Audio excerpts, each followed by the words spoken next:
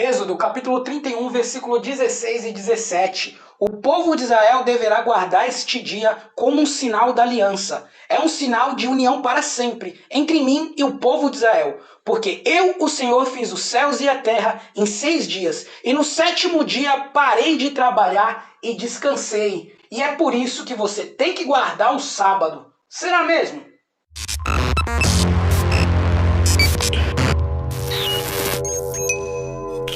Você está preocupado, né, amiga? Eu sei por que você está preocupado. Você está com medo de estar em pecado por não guardar o sábado. Nós vamos falar um pouco sobre isso, mas calma, você não está em pecado. Mas antes de nós entrarmos nesse assunto, eu quero jogar um jogo com você. É a quadra do YouTube. Está no ar a quadra do YouTube. E como que se joga esse jogo? Primeiro, você se inscreve no canal. Tem um botão aqui embaixo escrito inscreva-se. Depois, você compartilha este conteúdo. Tem um botão também escrito para você compartilhar este conteúdo. Depois você pode comentar. Em terceiro lugar, você deixa o comentário. O comentário pode ser uma sugestão de vídeo, um tema que você queira que seja abordado. E depois que você comentar, você deixa o seu like. Porque você fazendo essa quadra, esse jogo do YouTube, você vai mostrar para o YouTube que esse vídeo é bom. E o YouTube, em consequência disso, vai jogar esse vídeo adiante e vai fazer esse canal crescer. Bora jogar esse jogo aí? Eu vou direto no assunto. Não, você não tem que guardar o sábado. E eu te provo isso biblicamente. Abra a Bíblia comigo em Êxodo capítulo 35, versículo 1 e 2, que diz assim: Moisés reuniu todo o povo de Israel e lhe disse: É isso que o Senhor mandou vocês fazerem. Vocês têm 6 dias para trabalhar, porém o 7º dia deve ser sagrado, um dia solene, dedicado ao Senhor. Qualquer pessoa que fizer algum trabalho nesse dia deverá ser morta. Para que você entenda, para que você saiba interpretar esse texto, você tem que fazer pelo menos 3 perguntas para o texto. A primeira pergunta é: quem escreveu esse texto? A segunda pergunta é: quando escreveu esse texto? E a terceira pergunta é: para quem escreveu esse texto? Então vamos responder essas perguntas? Primeiro, quem escreveu foi Moisés. Quando ele escreveu, foi no tempo dos patriarcas, foi no tempo da antiga aliança. E para quem escreveu, ele escreveu para o povo de Israel. O versículo é enfático nisso. Na parte A do versículo ele diz: Moisés reuniu todo o povo de Israel e lhe disse. Então ele não reuniu os gentios, ou seja, os não-judeus. Ele não reuniu as demais nações, ele reuniu o povo de Israel. E foi para esse povo que ele escreveu essa lei. Para você entender esse assunto legal, nós vamos ter que falar um pouco de aliança. Existiu a antiga aliança e existiu a nova aliança. A antiga aliança é a aliança mosaica, que foi instituída por Deus a partir de Moisés. E tinha como objetivo tornar Israel diferente das demais nações. E por isso, nessa aliança, ali no Monte Sinai, Deus estabeleceu várias leis. O foco dessa aliança está na observação da lei, como meio de salvação, de santificação e de organização tanto religiosa como política. Vejam, em Levíticos, capítulo 18, versículo 5 diz: Obedeçam aos meus decretos e ordenanças, pois o homem que praticar viverá por eles. Ou seja, quem praticava as leis que Deus instituiu por meio de Moisés, viveria por meio da observância dessas leis. E a antiga aliança, ela começa a conversar com essas coisas, ela começa a conversar com as leis, ela começa a conversar com sacrifícios, e dentro dessas leis está a lei de guardar o sábado, que é um estatuto que Deus falou que era perpétuo, que os judeus tinham que guardar. Então peraí, Luiz, então quer dizer que a antiga aliança foi uma lei, foi uma aliança que Deus fez a partir de leis que Deus deu para o povo de Israel guardar? Exatamente isso. Então por que eu que sou igreja não guardo essas leis? Porque se você tivesse que guardar essas leis, você tinha que guardar todas as leis. Por exemplo, a lei lá, a lei mosaica, diz, no livro de Levíticos, capítulo 19, versículo 17, não cortem o cabelo dos lados da cabeça, nem apare as pontas da barba. Então, se você se sente chateado porque você não guarda o sábado, você também deveria se sentir chateado por fazer aquele degradê na régua. Cabelinho na régua. Cabelinho tá como, Torinho? Na régua. Se você faz esse degradê, você também deveria se sentir chateado, porque a lei proíbe. A Bíblia fala que aquele que pecar em qualquer ponto da lei, tropeça em toda a lei. Por isso que é impossível alguém ser salvo, ou alguém alcançar justificação, ou até mesmo santificação por meio da observância da lei.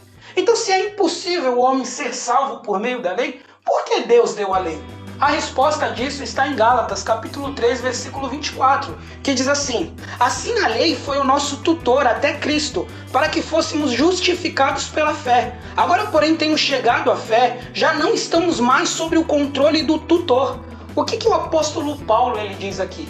Que a lei ele foi um professor, um tutor, que nos conduziu até a graça em Cristo Jesus. Então, qual era o papel do tutor naquela época, no tempo bíblico? Era pegar uma criança, uma pessoa que ainda não tinha conhecimento, e acompanhar ela, instruir ela, ensinar ela, até que ela alcançasse uma maturidade maior, até que essa criança se tornasse um homem em pleno, em conhecimento e amadurecimento.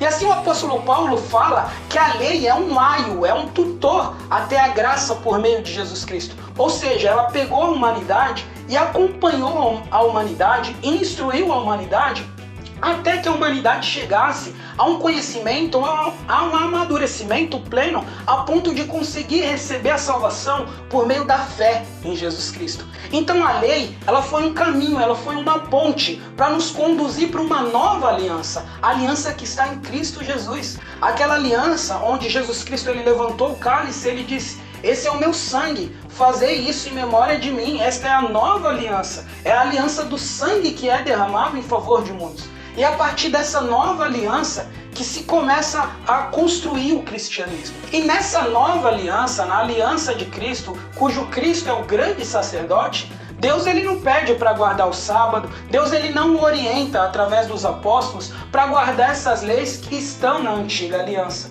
Por exemplo, o apóstolo Paulo ele fala em Romanos capítulo 14 a respeito de dias sagrados. Ele diz: há quem considere um dia mais sagrado que o outro, há quem considere iguais todos os dias. Cada um deve estar plenamente convicto em sua própria mente. Aquele que considera um dia especial para o Senhor, assim o faz. Aquele que come carne, para o Senhor come, pois é graças a Deus. E aquele que se abstém, para o Senhor se abstém e dá graças a Deus. Então o que o apóstolo Paulo fala? Ele fala que cada um tem que estar convicto dos dias que está guardando, se aquilo está agradando ao Senhor ou não. Então isso é uma questão individual sua. Se você se sente culpado por não guardar o sábado, guarda o sábado, que Deus te abençoe. Mas se isso não te traz condenação, se para você todos os dias é sagrados, guarde todos os dias, não tem problema nenhum. É isso que é dito na nova aliança, que é a aliança dos ensinos, do evangelho dos apóstolos. Mas aí você pode afirmar: mas Luiz, Deus falou que essa questão do sábado é uma lei perpétua, que deve continuar de geração em geração.